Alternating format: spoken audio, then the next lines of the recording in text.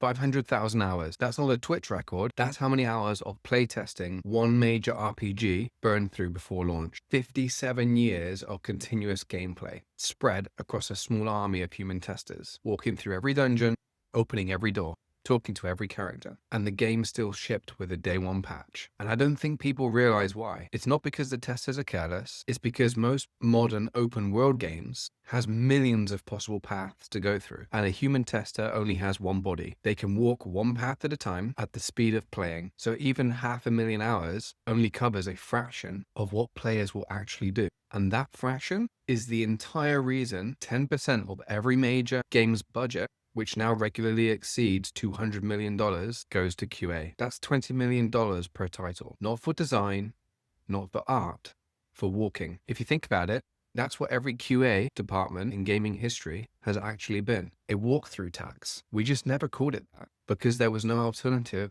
to humans playing the game. So we just accepted that every major release would ship with bugs, that day one patches were normal, that 68% of players would learn to wait before buying a game because they expected it to be broken. But here's what's happening right now. AI systems, not simple script runners, not collision detectors, actual autonomous agent swarms can now play a game the way a human does. See the screen, play the buttons, navigate menus, explore environments, and flag bugs. Not one path at a time, thousands of paths simultaneously. Every possible player decision, every edge case, every weird thing a 12-year-old would try at 3 in the morning. Tested before a single human touches the build. And that changes the math in a way that's hard to overstate.